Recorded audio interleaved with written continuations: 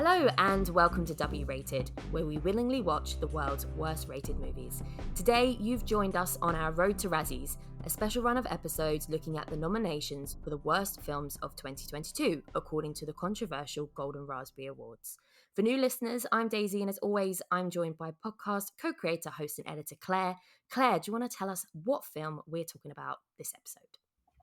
We are talking about Blonde, the 2022 film directed by Andrew Dominik, currently streaming on Netflix. It has a 42% critic score on Rotten Tomatoes, a 32% audience score, and a 5.5 out of 10 on IMDb. We're seeing a trend of our Razzie films so far that they all seem to be around the 5 out of 10 mark on IMDb. Quite a lot of fluctuation though on Rotten Tomatoes, and this being one of the few that has a lower audience score than critic score. I think I can see why though. Like, I think anyone who knows anything about what Blonde is, I think the positives they've heard is the technicalities of it and the way that it's shot, and that's something that I really enjoyed. So for people who don't know about Blonde, it is a fictional story, I guess, of Marilyn. Adapted from a book. Adapted from a book, yes. Which was the key thing for me understanding how I felt about this film. It's a fictional retelling somewhat. You know, it's very much woven in with things that did happen of Marilyn Monroe. And it's, as Claire said, it's based on a book that did that. By Carol Joyce Oates? Yeah, that sounds right. I'll go for that. And yes, this was, you know, really highly anticipated. Ana de Armas plays Marilyn. She definitely looks the part. She's done some good stuff in her career. So yeah, there was a lot of anticipation about this one. Well, and this is, I think, as often happens, this is one of our Razzie nominated films. It's also Oscar nominated, as Ana de Armas was Oscar nominated for her performance in this, which wouldn't have been my nomination, but I also don't have a problem with it. I have a lot of problems with this film, which we'll get into very shortly, but her performance was not one of them. And so, whilst I wouldn't have nominated her, I can see why others did. Yeah. And I think whenever you have a biopic of any kind and you're playing a character that people know really well, if you get it right, that's like a shoo-in for the Oscars. And neither any kind of awards are, number one, controversial, number two, corrupt in some way. I think it's fair to say somewhat. It's very, very rare with these big awards that there's, you know, fair and just things going on behind the scenes. But we all know with the Oscars and stuff, if you can play someone that someone recognizes and it's done well, that's like a big tick in their eyes of, oh, acting done good. Tick. They did not look like self. Well done. Yeah, it's just like one of those things. And it's the human condition. Like, I think we can agree that when you watch something, you go, oh, I fully believed it was them, especially someone as iconic as Marilyn Monroe. You think, wow, she did a good job. That being said, even, you know, away from that, I think it was a really effective performance. She showed real range.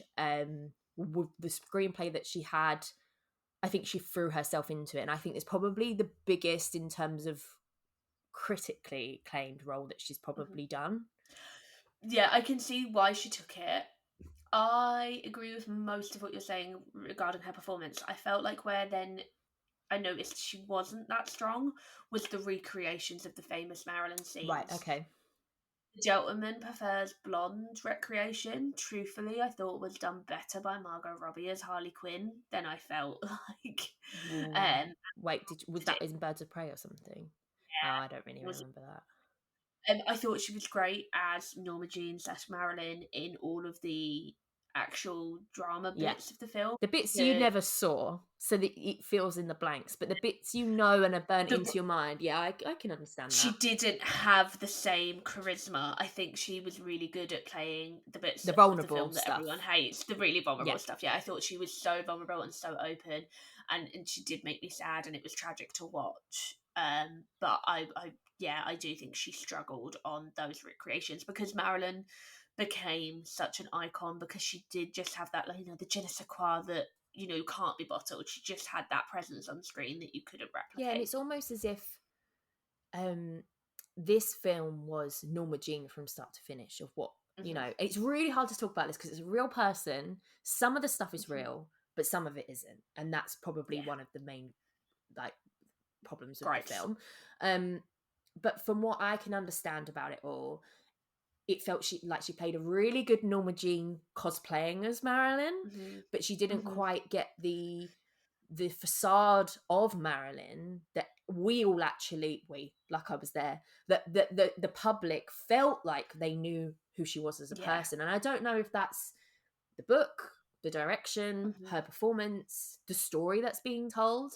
But yeah, I think that probably for me is the distinction between what she did well and what maybe didn't work as well. Yeah.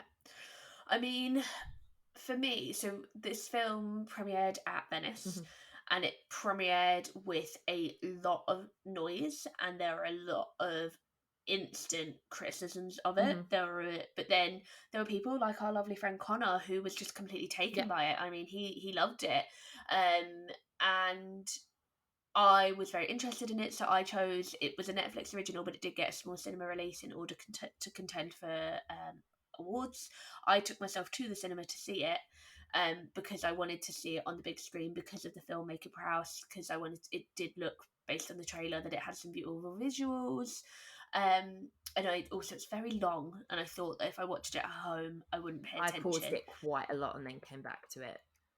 I have to say, I watched it in the cinema, and I was so very bored, and I got my phone out, which is normally heinous. So I ended up in a screen with just myself, and I sat on a really comfy sofa, and another couple who were on a sofa. Like, I sat in the middle sofa, and they were on the sofa to like the back right, and they just kept talking, and it was really annoying me.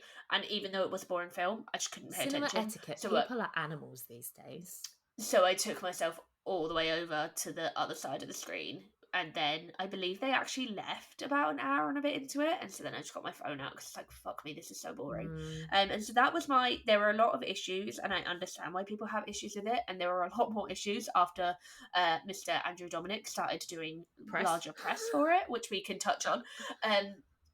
But my biggest issue with this film was I just personally thought it was so fucking boring, and I didn't think it deserved half of the controversy it was getting, because I just thought it was incredibly dull. Interesting. I didn't think it was dull at all. I actually felt like I was really drawn in and intrigued and engaged by it. But you had to pause it multiple times. Yeah, but that's just my attention span. I cannot watch a whole film at home without pausing it. I just can't do it. My attention span's shot to shit. That's why I like going to the cinema, like you said. Yeah. It was, and it's also a very long film as well. Like, when you've got the little bar at the bottom and I think it freaks you out into going, oh, I need a break now. Anyway, I did watch it all in one evening though, which I very rarely do at films, which most people would be absolutely horrified about. But for me, I think that the creativity in the way that it's edited and put together and shot, and I was really enamored with that enough. And I didn't really know Anna de Armand, very good. And I also do think she's obviously wonderful to look at, and if as she was in this one doing a very good performance. I mean, even in like not so great films like, what was that, Deep Water, I really liked. I still want to see that. I really liked it because I was just like, it knows what it is, and she's just, and how she can be like, obviously she's absolutely stunning and gorgeous, and how she can do those kinds of central roles. And like, I've never seen the Bond one, but just from marketing what she looks like, and then also play a much more not overtly sexualized role in like Knives Out, for example. Yeah, she's so timid and she's beautiful, she's timid girl next door. Yeah. I think she's like, she's of this new wave of movie stars, and that's really exciting for her. So I think there was a lot for me to go, oh, I like watching her. I think this is shot really interestingly. I don't know a lot about Marilyn Monroe, and I can't remember if I knew going into it whether or not, I think I did. I didn't realise right at the beginning, though, that it was fictionalised. So when I was watching it, it made me feel really uncomfortable. But then I paused it and looked on the Wikipedia, and I was like, why has this been written? And why has this been made? And I realised it was a book. And I was like, okay, this makes more sense. Yeah. So we'll say, like, I do agree. I think I would have I really needed it to be re-edited Right. because there were some gorgeous visuals, and one that still sticks in my mind, I think, is like at a point when she's having sex with the Is two it the characters, waterfall? Charlie, the waterfall. Yes, That that was was just brilliant. so artistic and so brilliant. And there were lots of elements like Just that. made it And very even, dreamy, and I think that was really key to the story yeah, of she was kind of floating through the life with the yeah. alcohol and the drugs and just the stardom of Hollywood, and it was all a dream to her, But you then know.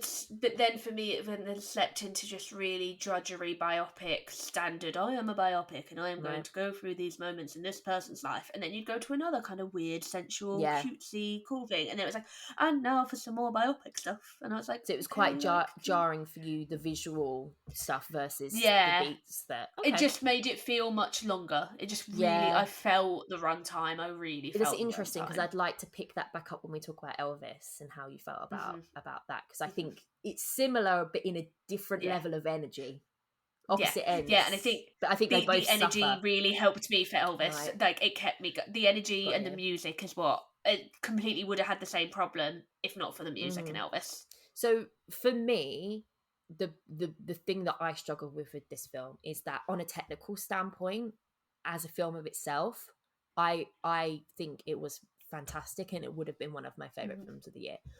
Hmm. Morally, repugnant. Hmm. Like I cannot And my stand by it. the bit that the bit that hit me for the moral repugnancy isn't even, there's a lot of like sexual abuse stuff, which again, there's actual, no, I don't think historical proof that it happened, but there have always all long been rumours and things like that. The morally repugnant bit for me, at which point it completely lost me, I was already a bit bored and I wasn't feeling it, was the abortion stuff Yeah. and the baby talking in the room. I was just like, I'm out, I'm done. So I This is already so knew. So I offensive. already knew that was, again, Twitter is. I I was about to say a gift and a curse, but it's not. It's just a curse now. I already knew about that going in. So again, the shock I didn't have factor. any, Yeah. because I saw it in the cinema the week before it went to Netflix because I wanted to catch it Yeah, of on the big course. Yeah. screen. So I knew it was controversial. And our friend Connor Lightbody, you can read his review of it. He stands by his review, even though his view of the film has changed because of Andrew Dominik's kind of conversations, and I think it's clouded his view of the film. But he loved it. He had spoken to me about it before because we have very similar tastes, and he thought I'd really love it because he thought it was really weird and wacky and really intense. Um, but he didn't want to spoil it for me, so I didn't see things like that come in. But yeah, that just offended me in so many ways, shapes, and forms. Mm-hmm. Even though the visual was quite clever, I was just so angry. And yeah, that whole sequence when Is it she in the is book? with, Do you know? I'd almost definitely believe it's in the Yeah. book, but I don't know. But who is her husband at that point? Is it Arthur Miller? Is Yes, that who he I is? think so. The whole sequence of her and Arthur Miller just offended me. The whole daddy thing. Oh, it made me feel sick. Yeah. Daddy, daddy. Oh, everything about that whole I think sequence. this is where it becomes so difficult because it's like if you were to make a film of a fictional person and that was happening and it was done in a nuanced way where you understood why people were acting the way that they were, brilliant. I can, someone's actions on screen aren't necessarily a promotion or an endorsement or a celebration of these things. When you're dealing with a real person and these stories aren't just stories, they are based on rumors, you're getting into some really murky water. And you're essentially, which I think is the fundamental problem with this film, abusing an abused woman after she's already died. Like, that's the long and short of it in my opinion, and that's why I went straight down the middle with my rating, because from a technical standpoint I thought it was one of the best I'd seen that year, but I just couldn't stand by the moralness or lack And of it. seriously, this was my second worst film of the year. It was 61 out of 62 Ah, films I saw. interesting. And it was because, though I thought the visuals were really interesting, I was like, you could have just made me a music video Yeah, and it would have saved me a lot of yeah. time. I was bored. I was irritated by how bored I was. Mm, And then when you add the moral stuff on top of it, yeah.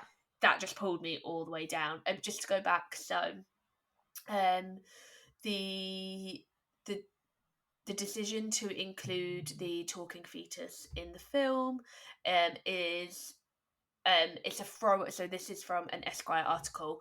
It's a throwaway line in Oates' books. a fleeting fear that any anxious, expectant mother might have as she struggles to sleep at 3 a.m. And baby in her womb, gripping her tight, you won't hurt me, will you? You won't do what you did last time. The book passage quickly moves on to another issue, but Dominik chooses to fully lean into anthropomorphizing it and to terrible effect. This is the thing, and I think, sorry to quickly jump in, but yeah, I think when it comes, this is why my opinion has gone back and forth about it. But when I found out it was a book first, I was like, right, this makes sense. I understand why this fictional story exists. Because when you've got a book, you are not, I don't know how to explain this properly, but you are still relying on other people's imaginations. You are right. Everyone, like, obviously there's non-fiction books, don't get me wrong, but if you're reading a book and you're going into it and you're like, this is a refictionalized thing of Marilyn Monroe, because you're not seeing things and you're imagining it, everyone's version of that book looks different. So in some ways it's not fully realized, but I think as soon as you make it a film, especially when you're making real people and characters and you're casting people that look like them and making sure they talk like them and you're recreating what those scenes look like, etc., it becomes really kind of irresponsible, because I think people expect from films like this that they are based on some truth, and given that they're placed on what's the word I just said, things on rumors, it's just salacious in a way. I think that's it as well, because I'm really trying to struggle with my comparison to another film that came up the year before, but I think that is the difference into why I see them so differently, is that these aren't just made up things, they are based on half-truths, and they are almost turning the half-truths and making them seem like real truths. Yes. Whereas the other film I'm thinking of is Spencer, which I adored. Okay, it's one of my I favourite haven't seen it. 2021.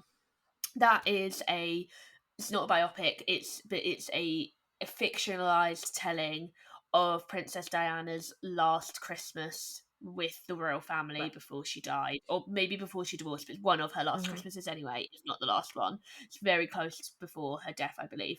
I'm not sure how long they were divorced before she died. But that is almost all completely fictionalized. There's no proof, but it plays on things like the fact that she clearly had an eating disorder, that she had a very poor relationship with Prince Charles, that she had a somewhat okay relationship actually with Queen Elizabeth. But I think for me, the fact that the truths that are in it are documented truths, that the relationship was very poor, that she did have a good relationship with her sons, that she found those environments very difficult, that she did have an eating disorder, that she did self-harm, even though it was tough to see them, and I'm sure people were probably scandal, and I don't know how, her children feel about that film. I can imagine it'd be difficult for them, but it's also, it takes place over 2 days. It's so like it's behind closed doors, right? Yeah, None and of it's much us will easier ever to know what really happened. what went on. None of us, other than the people that were there, and that's the same for the Marilyn stuff. Don't get me wrong, but it's her whole life, it's her whole and it life. takes lots of real things and then lots of unsubstantiated things. And when you're mixing all the real stuff with the unsubstantiated stuff, it's hard and giving not it to believe equal that weight. That's the difference as well. It's like I can understand the way you've just explained that with Spencer is it's taking a few things that are documented and we know, and it's exploring what that might have looked like. And it's very clear in that containment. With this, it's no, I can't say however many. I had to stop my mum and aunt watching this. I said, you will not enjoy it. You will hate it. I don't want you to have to watch this. It was a lot more experimental than I think it advertised itself I think so, and I think that's the thing as well with the marketing. I really don't think it made itself clear that it was a fictionalized No, thing. not at all. Because even with Spencer, I do believe at the start there's a little bit of text, and it doesn't say this is a fictionalized, but it talks about fables. Right. And so the implication is that this is a fable And as listen, well. There's something to do with fable, whereas I don't think this had any text at the start. And listen, I'm well aware that there's a lot of people who would come back and be like, it's not their job. Like, it's on the internet. It's very clear for people to find. But if I'm thinking about my mum and my aunt, for example, going in and watching that, not like just seeing the trailers and expecting a certain film. Obviously, they're grown women. They'll get over it. Like, but at the same time, it's just like, what kind of damage what kind of responsibility do you have and what kind of damage can you do? It's just have a bit of a risk assessment about it, I think, because there are some horrific films out there that are very emotionally damaging to watch that I will never ever watch, because it's just I just could never bring myself to do it. And then there's other films where you know exactly what you're getting and it's actually just as offensive because you're treating me like a child. Art is art, it's subjective, you seek it out, it's it's not the responsibility of the filmmakers to do everything for you. But there's just something that doesn't sit right with me about this, that I feel like the word advantageous and vulnerable keep mixing around, and it's just that combination of the chances and opportunities taken and sort of blown up and celebrated versus who this is about, what point in her life it's talking about, how it's depicted, the way that it's picked certain things, like the rumors and stuff. Those two things together just don't sit right with me. Yeah. And I think it's the thing as well that a lot of other people have said far better than me, unfortunately. So I'm very much plagiarizing and paraphrasing. But it's the fact that it's talking about this woman who, from a very young age, was given no agency and was a victim of various kind of levels of abuse for her whole life, whether we know that to be true, half true, or just rumoured. But one of the things that film historians have said is that Marilyn Monroe was very smart, and she turned that bombshell image to her advantage, and she took her vulnerabilities and made them her selling points. What this film does is takes away any agency she might have. So you're telling the story of someone who struggled to gain agency in their life, but from all historical tellings had at least a level of agency in the small bits that she could have. She took and she ran with them, and she built herself a successful career. What happened in her private life happened in her private life. We won't know, we weren't there. But this strips any level of agency she had and makes her seem like a small doll that was just maneuvered round her entire life. And you know what didn't sit right with me? It was they did that, and it was almost as if they, and I don't know if it was the direction, because we know he said some stuff. It was almost as if it was depicted like she should have been grateful. Yeah. For all should of have this. been grateful that she was, like it does have misogynistic undertones, absolutely. Oh, very much so. And I watched, because of that, afterwards, I really wanted to watch a Marilyn Monroe documentary. So I sought out one that I felt like I'd really like. It's the CNN one, because I really like their decades and their movie documentaries, and they did a 4-part. It's not available in the UK at the moment, as far as I'm aware. But they did a 4-part, and it was all about who she became throughout her career. So the first one was something, and then it was like icon, sex symbol, all of this thing. But throughout the whole thing, like you say, people who knew her and people who studied her, it was always about, yes, she was vulnerable, as every person is. Yes, there were, some substantiated, some not, horrible things that happened to her. But that's only one part of the story. And that's what Blonde focuses on throughout the whole time. Blonde only has her as a victim, not a survivor of abuse. And it's a victim. That's kind of unforgivable, to be honest. Well, let's take a look at the nominations. So it's got the top nominations. It's nominated for 8 awards. We've got Worst Picture, Worst Remake, Rip-Off, Sequel. I guess adaptation technically falls under that. We've got 2 Worst Supporting Actor nominations in Xavier Samuel and Evan Williams as Charlie Chaplin Jr. and Eddie Robinson Jr.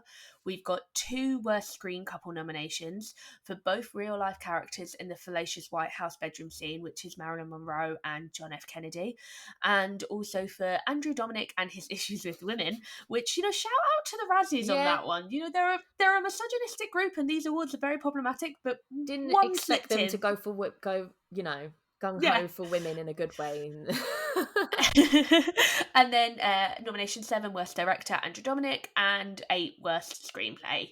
Do you want to tackle any of them straight off the bat? I mean, we've kind of talked around a lot of them already. Yeah, so just to sort of close the loop on the adaptation stuff, I think it's really hard to say, because I would read that award as a comment on the way it's been adapted, not just the fact that it is an adaptation, because say for example Yeah. with Oscars you've got best adapted screenplay, because Mm-hmm. technically the people can't have all the credit for creating the original idea, slightly different. Yeah. This is like, Mm-hmm. this is the worst remake rip-off sequel, so of all of the things, this is the worst of the ones that actually are based on something else. To me, that has to infer it's the way book is that very it's the different. way that it's been adapted.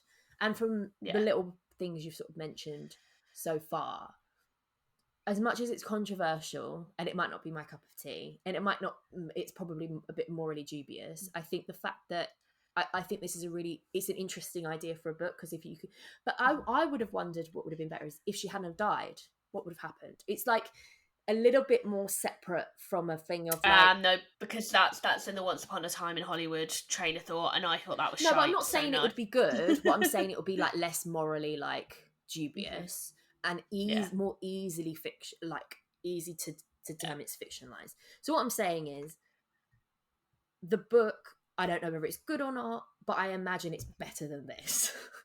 Yeah. And I also Yeah. imagine in the way that it's written versus made, and the I keep saying moral, but the morality around it, I imagine is probably better handled as well. I think it was. I know it's So controversial still, but I listened to the Big Picture podcast, which love, and Amanda Dobbins, the co-host of that, had both read the book and was very invested in this film when it was being made. I don't think she enjoyed the film, but I think she even said, though she enjoyed the book, it's a controversial book, and it was a very strange choice to adapt it, which I think is why she was so interested in the film, because she was like, it's an odd adaptation to go for. Like, and it's also a very old book though. Like, it was published 20 years ago, when we didn't really have the internet in the way that we have it now. So I don't think anyone expected it to be this big thing. Yeah, for sure. So I probably, I mean, I don't think do we just want to talk about Andrew Dominik? Yeah, should let's we open that can of worms. I can't remember what he said. What did he say? I've got a few. I've got a few. So he said some very kind of offensive things. So one of the things he said was that he doesn't think that she should be held up as an icon. Right. So then why are you making it in the first place? Well, because he wants her to look. So lots of people challenged him about the fact that he made her vulnerable and not seem like this person with agency. And his argument of that was, so like anyone, she would make these stabs towards being in control of her life, but she clearly wasn't in control of her life. Any person that's killing themselves is not a figure of female empowerment.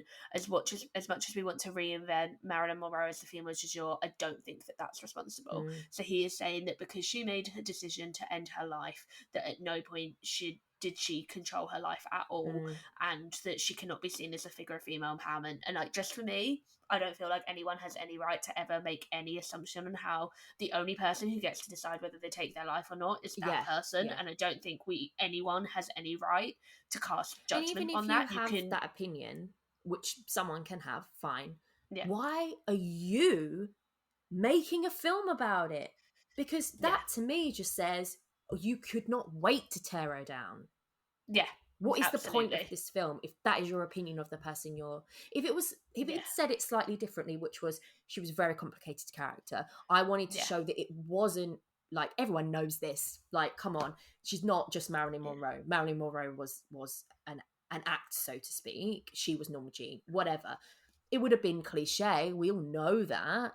But it would have been I want to show her as multifaceted. I want to show that there's tragedy and this, that. But him basically being like, she's not who you think she is, she's this. It's like, okay, so that was your purpose of showing it. So you literally did it to defame her, basically. Yeah.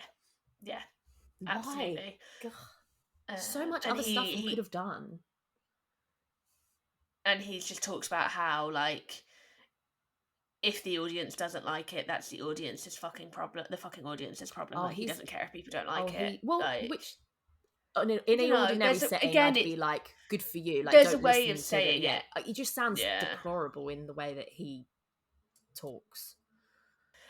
So this was an interview. I'm afraid I'm not sure what magazine this was an interview from, but it says, what does it say to an audience that we're not seeing that she formed her own production company, or that she was involved in opposing the anti-communist witch hunts by the House Un-American Activities Committee in the 1950s, or that she fought against segregation on behalf of Ella Fitzgerald, and so on. So all of these big things she did. And his response was, that stuff is not really what the film is about. It's about a person who's going to be killing themselves. So it's trying to examine the reasons they did that. It's not looking at her lasting legacy. I mean, she's not even terribly concerned with any of that stuff. If you look at Marilyn Monroe, she's got everything that society tells us is desirable. She's famous, she's beautiful, she's rich. If you look at the Instagram version of her life, she's got it all, and she killed herself. Now, to me, that's the most important thing. I knew It's that's not what the it was rest. about. That's what I said earlier, It's didn't not the- I? That she should have been Yeah. grateful. He hates her. Yeah. It's not the rest. It's not the moments of strength. Okay, she wrestled control away from the men at the studio because, women are just as powerful as men, but that's really looking at it through a lens that's not so interesting to me. I'm more interested in how she feels. I'm interested in what her emotional life was like. So he wanted to make a film about a small, weak woman and all the reasons why her life was terrible and she wanted to kill herself. He's just flat out said, I don't care about all this other stuff he's done because it doesn't fit my narrative. I only want to care about her as this weak blonde victim. Yeah. And it's pure lies. He's just admitted it's lies. How can you... It's not even lies. He's just very purposely crafting a narrative and skipping out. Yeah. But he's saying that this isn't what I'm making my film about. It's not about her. Yeah. Those all things happened to her, and they would have impacted how she felt, what she did. But he's basically turned around and be like, that doesn't fit my narrative and my view of the woman, and therefore I will. God, he's horrid. Yeah, so and my issue is, obviously I don't like people that hate women anyway, for many reasons, not least being I am a woman.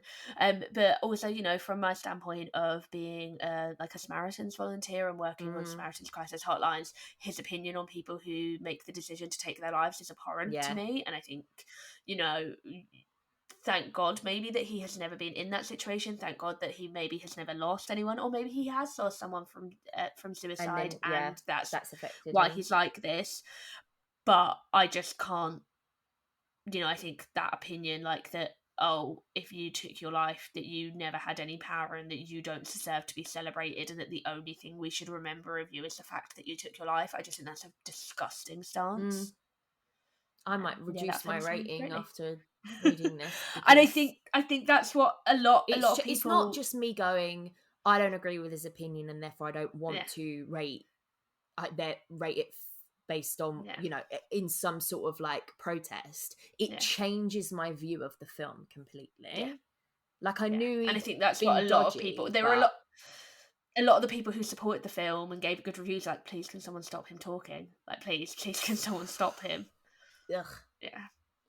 Yuck. Yeah, so I think that's the most deserved Razzie of all time, personally. Worst screen couple, Andrew Dominik and his issues with... Yes, absolutely.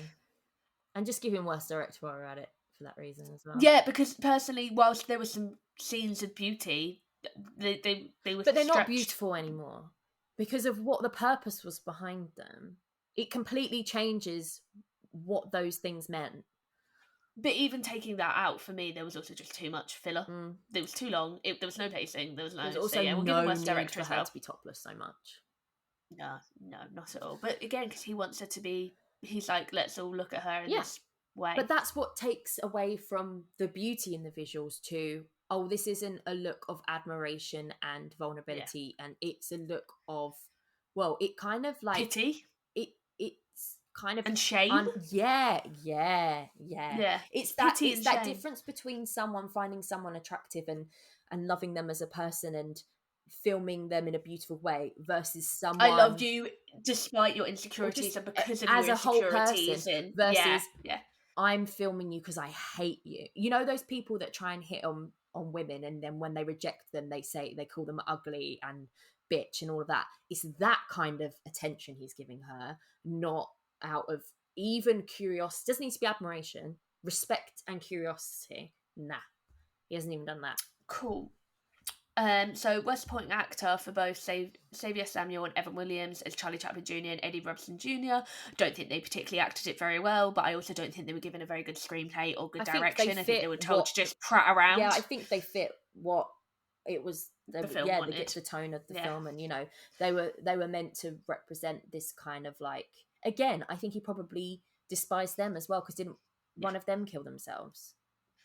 I think so, and then also the implication that they had like a freeway love affair, so there was obviously some I bisexuality. Think he is kind of like, he's used the freedom of sex expression and kind of tricked audiences into thinking this is really interesting and layered and nuanced, into he actually kind of like despised them for that and is using it to kind of shame them. But like, you even have the thing of like him saying, oh, people are only gonna know me as Charlie Chaplin's son, and I should be grateful. I think he fucking believes it, this guy believes that. We discussed remake, rip-off, sequel, and screenplay. So then the last one is also then the worst screen couple, the second nomination for the real life characters in the fallacious White House bedroom this was scene. Awful.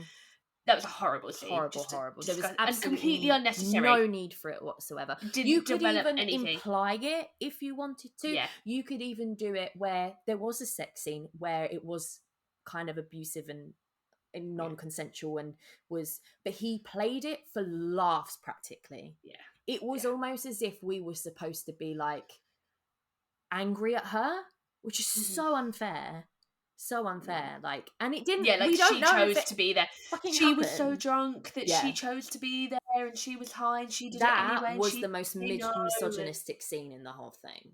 Absolutely. I still think the baby. Oh yeah, no, the baby. Yeah. That and the baby. quite close to tie. Yeah.